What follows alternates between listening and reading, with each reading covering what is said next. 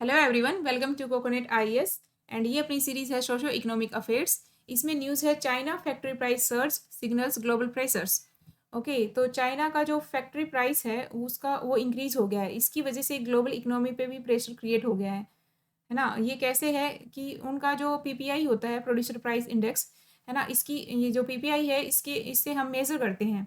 मतलब जो भी प्रोडक्ट होता है कंपनी कंपनी के गेट से बाहर निकलता है, जैसे फैक्ट्री गेट प्राइस बोलते हैं उसको।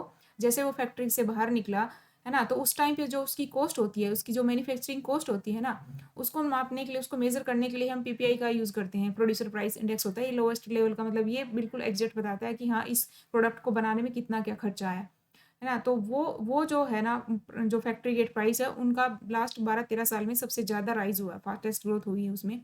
और वो क्यों हुई है? क्योंकि वो लोग जो मतलब कुछ कमोडिटीज़ बाहर से इंपोर्ट करते हैं, उनकी रेट, उनका जो प्राइस है वो इंक्रीज़ हो गया है। जैसे क्रूड ऑयल है, आयरन ओर है, नॉन फेरस मेटल्स वगैरह हैं, वो बाहर से इंपोर्ट कर रहे हैं और उनका प्राइस राइज हो गया है।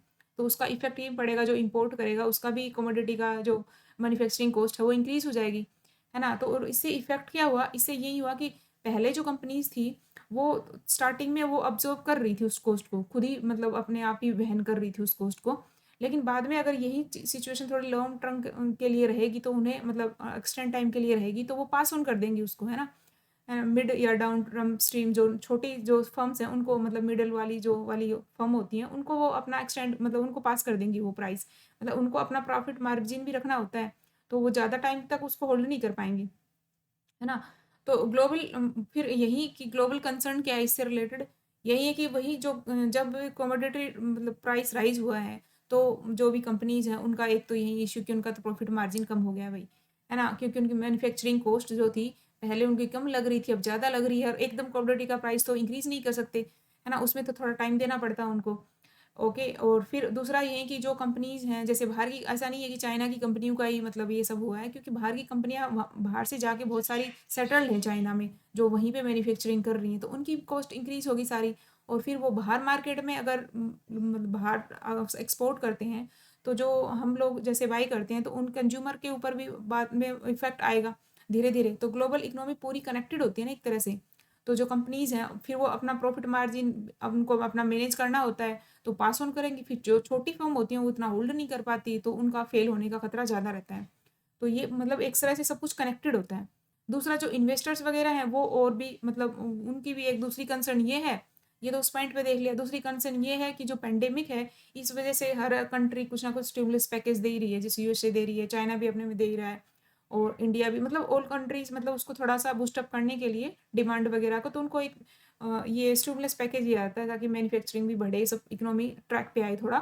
तो इस वजह से क्या होता है ना, इन्फ्लेशन इंक्रीज हो जाता है जब ड्राइव ऐसी दी जाती हैं, तो लोग अपना लोन वगैरह ज़्यादा लेते हैं, और इस वजह से उनका खर्चा तो इंक्रीज होता है, डिमांड तो इंक्रीज होती है, लेकिन साथ में इन्फ्लेशन इंक्रीज हो जाता है कि सप्लाई उस लेवल से नहीं बन रही होती है ना। जब मैन्युफैक्चरिंग उस लेवल से नहीं हो रही होती, तो लोगों के पास पैसा एकदम से ज़्यादा आ जाता है, तो डिमांड बढ़ जाती है, इस वजह से इन्फ्लेशन भी बढ़ जाता है। और उस इन्फ्लेशन को कंट्रोल करने के लिए फिर सेंट्रल जो बैंक्स होते हैं वो फिर अपनी पॉलिसी लेके आते हैं, मॉनेटरी पॉलिसी उसको टाइट करने के लिए। इन्फ्लेशन को तो उन्हें एक रेंज में रखना होता है सेंट्रल बैंक्स को, तो उसको जब वो रेंज में रखते हैं, इस वजह से फिर वो रिकवरी जो स्टार्ट हुई थी वो फिर से क्रब हो जाती है एक तरह से, है ना। फिर से जो मतलब वो लोग जो कंपनीज इन्वेस्ट कर रही थी ये वो, मतलब उस पर फिर से इफेक्ट होता है। तो जो साइकिल है ना, पूरा कनेक्टेड होता है पूरा का पूरा, है ना। और इस न्यूज़ को डिस्कस करने का भी यही एक पर्पज़ था कि हाँ भाई, जो चाइना में जो भी हुआ है, मतलब उसका ग्लोबल लेवल पे जो इफेक्ट होता है, उसको हमें समझना होता है ना, कि कैसे वर्ल्ड इकोनॉमिक सर्कल मतलब काम करती है ना। एक ऐसा है कि चाइना एक मतलब कंट्री है, और ये इतना ज़्यादा अभी एक्सपोर्ट कर रहा है, और मतलब इसका इफेक्ट तो सारी ग्लोबल इकोनॉमी पे ही होगा ना। जैसे 2008 का जो भी क्राइसिस आया था यूएसए में, बट सारा वर्ल्ड इकोनॉमी इफेक्ट हुआ था, कि सबके सब कनेक्टेड है। तो ऐसा नहीं है कि इंडिया मतलब चाइना में कुछ होगा, इंडिया का फ़र्क नहीं पड़ेगा। हम तो इतना ज़्यादा इंपोर्ट करते हैं कि हम पे तो इफेक्ट आना ही है ना। तो वर्ल्ड लेवल पे इफेक्ट होता है, क्योंकि ये एक चाइना जब इतनी सारी वर्ल्ड इकोनॉमी में इतना ज़्यादा एक्सपोर्ट कर रहा है, हर कहीं अपना सामान भेज रहा है, हर कहीं पैसे दे रहा है ना। तो ज़्यादा इफेक्ट और होगा इससे। तो ये ऐसे ही न्यूज़ थी वैसे डिस्कस करने के लिए। So thank you so much.